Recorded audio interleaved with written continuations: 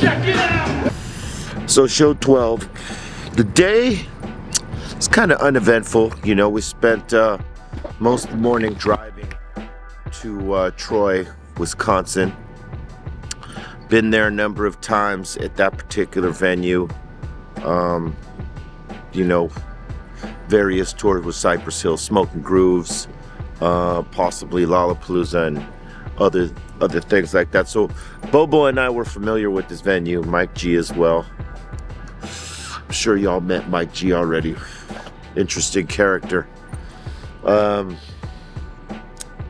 yeah, it was very uneventful. It was kind of rainy, kind of cold, and the vibes were a little bit weird because, I mean, you know, no one knew if anyone was going to show up to this gig. I mean, it was slow selling.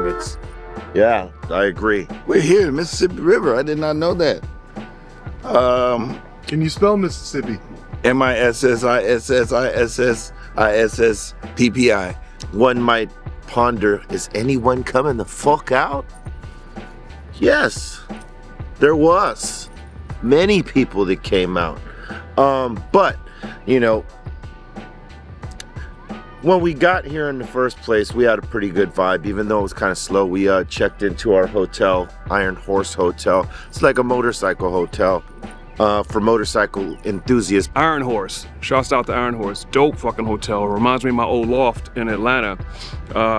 Exposed brick, metal, it was really nice. Good hospitality.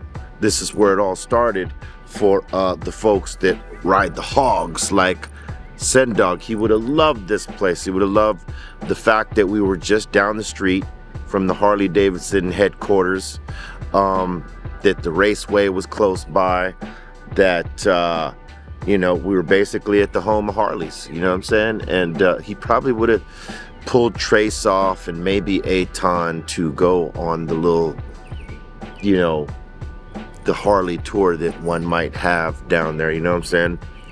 But he wasn't here, so we enjoyed it for him. We didn't go there, sorry Sam, we didn't go enjoy the Harley tour, but you know, we were close enough.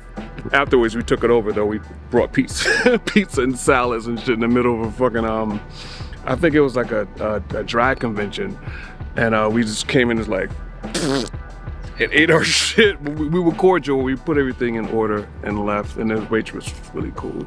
I think there was like a drag queen party or a wedding that was going on over there. So there were a lot of drag queens. I felt like I was in RuPaul's Drag Race. We're just worried about Aton being recruited into the drag queen army that checked in down wow. there. Sorry, Aton. Wow. I didn't mean that. Uncalled for. The show was really, really cool, except that it was kind of chilly and it was raining, and the show itself was out there in the sticks, you know, East Troy. I'm sure that there's a downtown and shit around there, but we didn't see it. And the one thing about performing in like that type of weather for me is like the drum heads and the cymbals get cold, so it kind of hurts to play and to bang and everything like that. So I was dealing with those issues, but as we all say, the show must go on, and you're not gonna cry over spilt milk, you know. It is what it is. The word was it was a slow selling show, but I gotta tell you, the minute we went on, and that this was the last gig before horror was coming back, so it's another gig where, you know, DJ Lord does about 20-30 minutes before you know, we come on. Usually on this scenario he's doing like 5 to 10 minutes, and then we come on and do the set. But they asked him if he could step it up and do an extra 20-30 minutes to sort of make up for half the time that horror's not playing.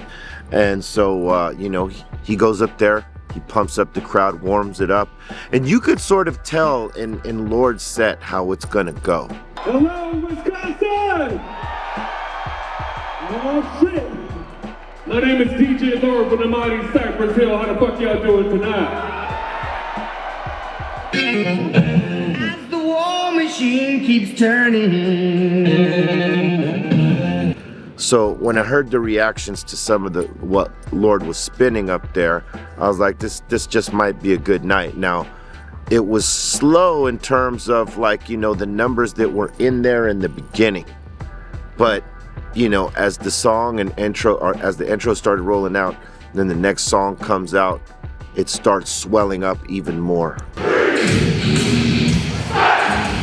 Man, before you know it, crowd was fucking packed there in the pit. The seats were good. Fucking up top in the grass area was fucking gnarly. And then, you know, when Kill a Man hit, from Kill a Man out and the rest of the set, it was fucking just straight up unbridled energy in the mosh pit and throughout the venue.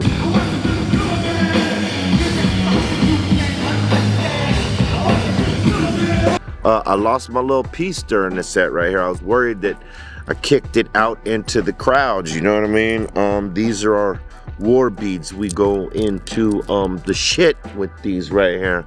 And first song out, old little Pendy Pen fucking flips off my chain. And I thought, damn, my mojo's broken, but it wasn't.